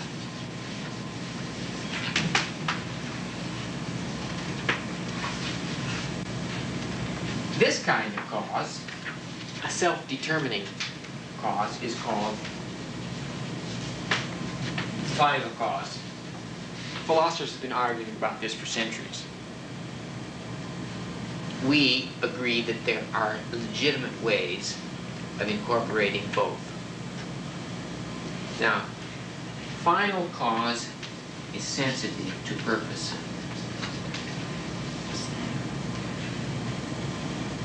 For instance, the thing that caused my coming to Suffield this morning was a purpose I have in mind, namely to help initiate and consolidate the implementation of the Anisa-Model in Suffield. If I didn't have that purpose, it is very likely that I wouldn't be here. Now, take a child or a young person who decides to become a physician. One part of his purpose in life will be to become a physician. That then determines a great deal of his behavior. He has to get good grades in science. He has to take chemistry. He has to go to a medical school. He has to study hard. He has to pass the exam. He has to take an internship. And a huge amount of his energy and behavior will be determined by his purpose. Now, responding to purpose in this way is very akin to transcendence. Responding to efficient causes is more imminent in its nature. That's to say, when you are determined by what you've been, that's kind of an efficient cause. When you are determined by what you want to become, that's more of a final cause. This is why when I was working in therapy, I moved from this notion to this notion, because once I found I could get people to establish a purpose for their lives, it changed their behavior. Because if you want to accomplish your purpose, you have to use your energies in different ways than you were before, when you didn't have the purpose, you see. This next question, which is what is meant by, number 6, what is meant by the nature of man and what makes him a spiritual being? One of the things that we say makes a man a spiritual being is that although he's made up of physical atoms and molecules, he is able to respond to purpose as final cause. And that cannot be conceived as a physical force, like an efficient cause. See, if you ask somebody, why did this microphone go up in the air? What was the cause of it? The efficient cause is Dan Jordan's arm. And most physical scientists let it go at that. But there is another question, namely, why did it go up? Why did Dan Jordan's arm do it? Then you have to ask Dan Jordan. He will tell you that he had a purpose in mind. And that purpose was to demonstrate the distinction between final and efficient causes. That microphone, I swear to God, would not have been lifted just now by my arm if I had not the purpose of explaining my point. And therefore the efficient cause couldn't have even operated without the prior final cause. And it is the capacity of living organisms like men to respond to purpose as final cause that makes them spiritual. Yes? I was wondering, the efficient cause, this child or young person, whoever, wouldn't be able to become a physician unless he had the environment and circumstances to, surround him to become an efficient physician in the end, right? So would that be, the final cause is there, he has a purpose, a very strong purpose, but how about environment and everything else involved? You get the point? In that situation? She said maybe this guy wouldn't have gotten the purpose of being a physician. Maybe that his idea of becoming a physician was caused efficiently by being in a certain environment. There is no doubt that there is influence there. That's why we say the model accommodates both. But if you have a relatively rich environment, you could become a number of things: a physician, an engineer, a mathematician, or whatever. Who makes the choice? Are you going to take the position that the choice was not really the person's at all? Or are you willing to say, well, maybe he didn't make up the choice entirely free from all other influences, but he had a major say in it? See, we're willing to say, all right, the mother's influence, the father's influence, modeling, the availability of opportunities, background, will have some say about whether or not he becomes a physician. But we know lots of people who have all those opportunities and who decide to chuck it all and become a mountain climber, or a surfer, or something else. And, if you look at my own life, I started out to be a concert pianist. I have an undergraduate degree in applied piano. Then I went to England and I took a bachelor's of music and a master's of music in composition theory and history and started my PhD in musicology and got drafted. And in the course of that time, I decided, I can't think of anybody else who decided for me, to give all that up. And when I got out of the Army, I started all over again from scratch and did my BA, MA, and PhD in human development, which is an interdisciplinary course in how human beings grow and develop starting from conception, going to death, from 4 disciplinary points of view: psychology, biology, anthropology, and sociology. And then I went back and did a postdoctoral sequence in brain chemistry, brain structure, and its relationship to memory, emotion, and learning. And it was very costly to start all over again. And in fact, to tell you the honest truth, I was surrounded by people who thought I was crazy and tried to talk me out of it. My determination to do it was in the face of so much advice not to do it. You see, so that I just can't believe that I couldn't help myself except to give up music and go back and do all these things, you see. So, and yet, there must have been something in my background which at least I was able to build on to make the shift, so that there were no doubt some influences somewhere around the line, you see. That's why you will see when your question is in part answerable in the epigenetic nature of our theory of development. Let me just say what that is briefly, and I'll reiterate it tomorrow. And that is that it is not environment, and it is not the organism solely that determines what the organism will become, but it is the qualities of both plus their interaction.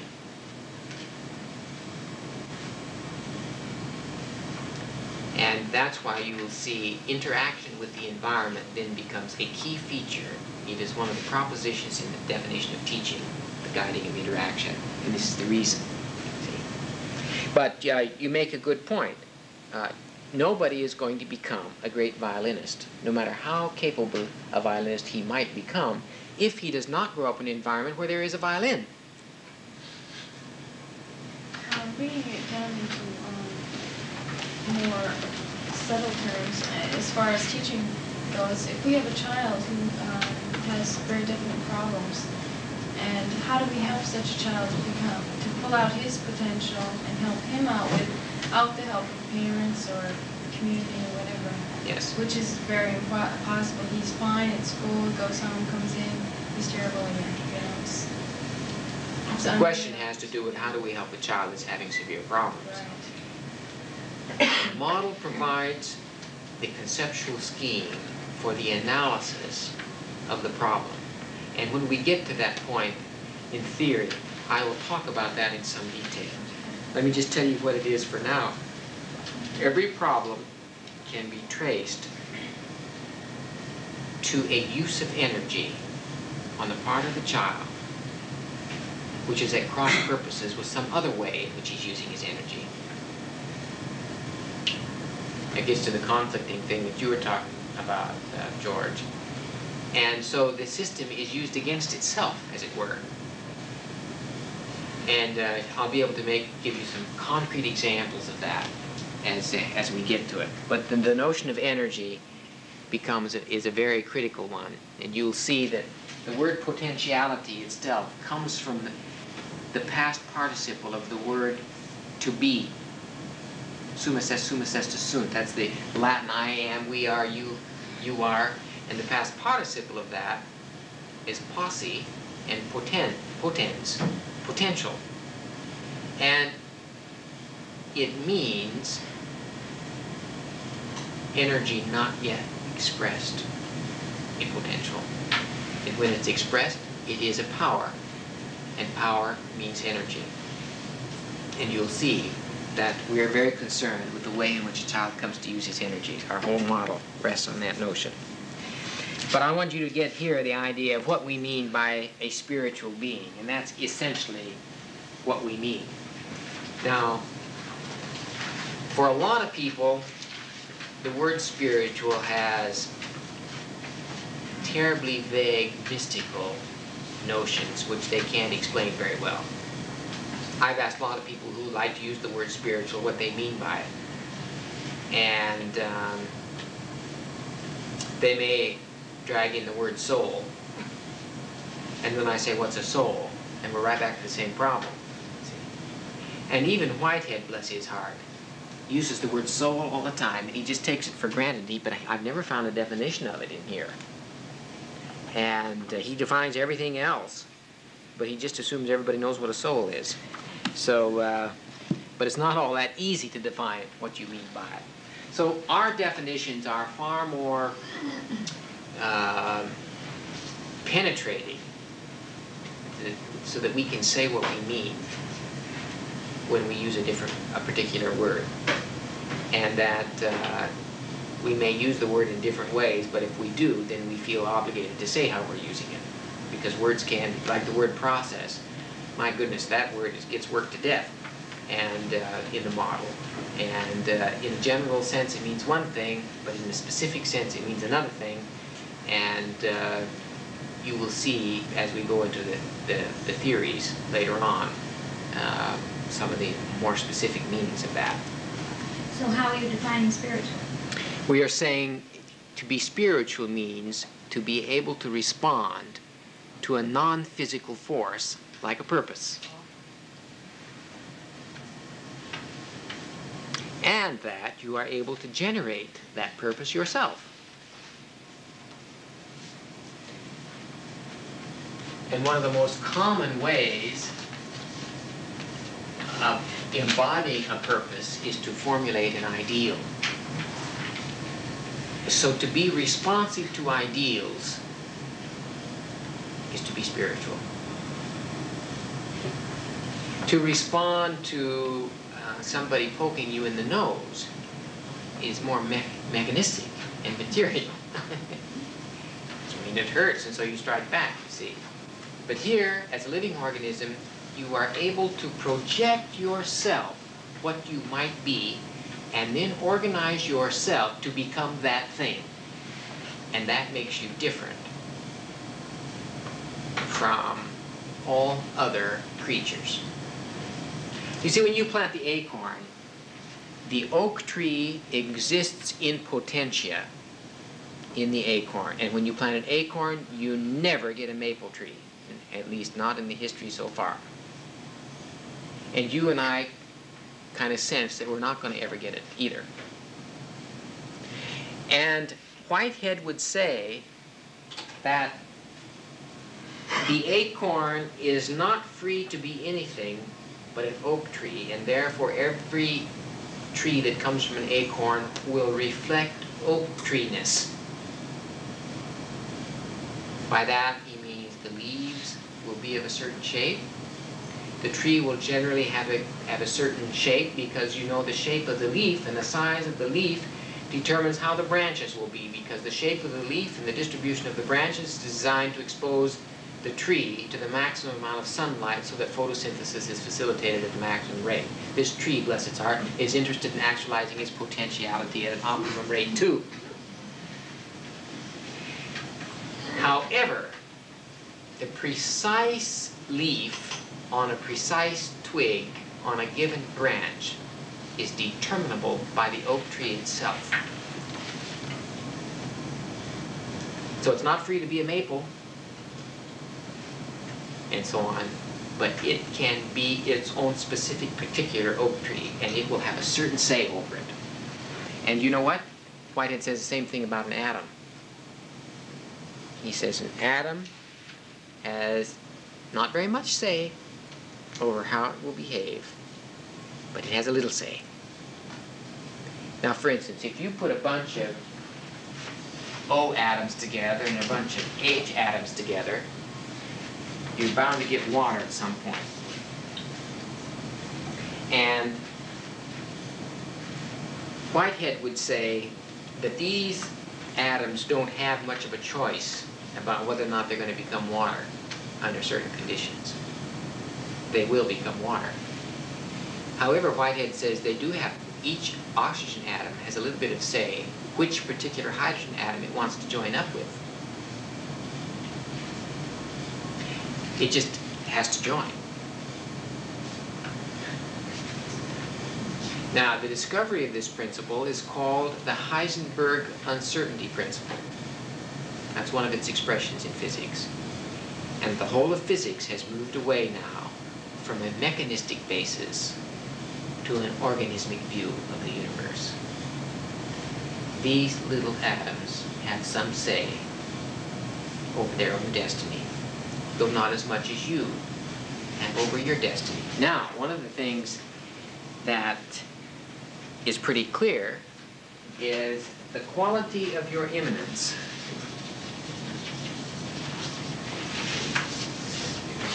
can vary such that one kind of quality will cause you to believe that you have say over your destiny, in which case you will act as if you do. One other quality of immanence may cause you to believe that you have no say over your destiny, in which case you don't take advantage of the opportunities.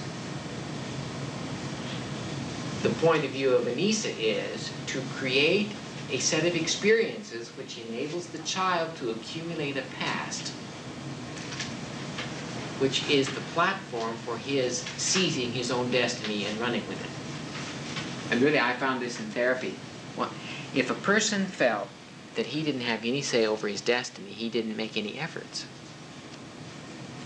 to change the way he was doing things. And I used to get him to change one little thing to show that he could. I'd say, go to bed 5 minutes later than you ordinarily do. And that should convince you that you have a say. Or get up 5 minutes earlier. And I gradually built up a set of things that the person came to realize, well, he can do lots of things. In fact, as he works through a year and a half of therapy, he comes to realize that he has an enormous say over what he can do. You have charge over your own energy. You can either squander it or you can use it productively. You can focus it on this or you can focus it on that. Far more than just an ordinary atom can. So as you get up into the higher levels of being, like being a man, human being, you have more say over things. And one of the chief ways in which you have a say is to project for yourself what you might be in the future and organize the present affairs in such a way that you get there. See, it's very doubtful that your pooch is able to decide what it wants to be in all that clear terms and then set out to become it. See, I just never heard my little dachshund say, I want to be the best dachshund in this neighborhood, and he set about doing it. In fact, she's a very bad dachshund, and that's largely because we didn't train her very well. And it's not that she didn't want to, but you know, if you have to go to the John and nobody will let you out, there is a limit. And that limit causes actions which lead to bad habits. So I'm trying to not be mad at my dachshund, but mad at my wife and my kids for not treating this dachshund in the proper way. Final cause. Your final cause, that's right. Number 5, I think we did pretty well. What statements represent first principles from Whitehead's philosophy and which have been adopted as important elements of the Anisa philosophy of education? Now, would you pick up the second document, which is part of the Whitehead quotes? I brought a whole additional set to those that Mag brought. I wrote a whole lot of them out here. And I want to just read some of them and talk about them briefly so that you begin to get a more detailed sense. The first one is Whitehead's assertion that a philosophic outlook is the very foundation of thought and life.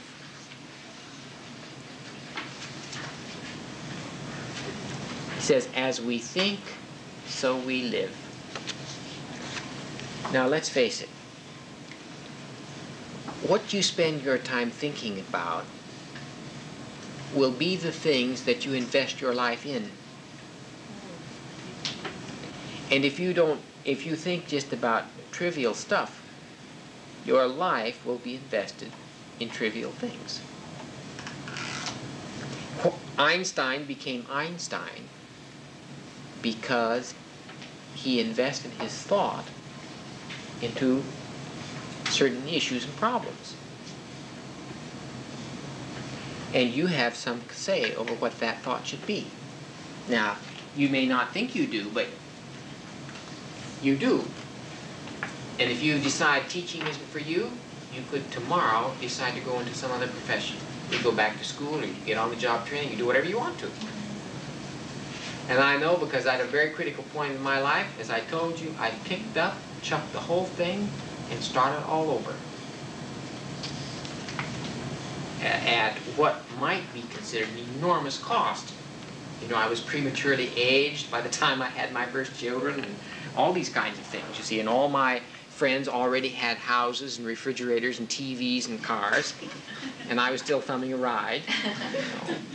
And I was pushing around this little Volkswagen that was, you know, was manufactured in the previous dispensation, and just would hardly make it. You know, and all my doctoral students for a long time were driving big Chevrolets and all this, and I was still, even as a professor, you know, pushing around this little Volkswagen, crippled, and certainly had no reflection of status, that's for sure. But, you know, you invest your energies where you want to.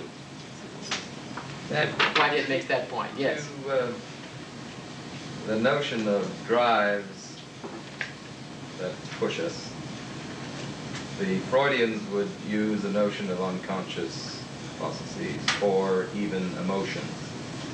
This is really saying that much of our behavior is determined rationally, cognitively, primarily. Can be. Can be. Could you speak to yes, that? It isn't necessarily. And that's why the Anisa-Model focuses so definitely on affective development being organized around rational thought. Because one of our propositions is that an integrated personality is one who feels like doing what it knows it ought to do in order to foster its own growth and development. And conversely, it is one that doesn't like to do or want to do what it knows it oughtn't to do.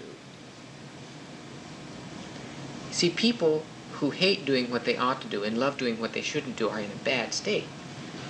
And we all have some problems along those lines. And in fact, it's sometimes irritating to be around somebody who loves doing what's right and hates doing what's wrong. But those people really sail. So they don't have any energy used at cross purposes. So the point is, can you teach children in such a way that their emotions and their thoughts become organized in a way that they pull in the same direction? We say yes, it can be done. And not in a way that predetermines how the child will become. The child has a lot of free play in making a lot of these decisions himself. The only thing we want to ensure is that we don't, through fear or punishment, have him come to hate the things he needs to like doing. And furthermore, we want him to come to love to do the things that he needs to do in order to go on growing and developing. See? Freud's own statement about psychoanalysis is a telling one. But it is a statement that is repressed, suppressed by psychiatrists. Freud said at the end of his career, and he's written it, he said, psychoanalysis as a theory, because of its coherent scheme, is beautiful on that level. The only problem is, it doesn't work. Now, you see that most medical people who have gone to that branch of medicine called psychiatry, a psychiatrist is a medical person with a knowledge of psychology, usually from a Freudian perspective. A psychologist is somebody who's got all the training in the way the mind works, but without the medical degree.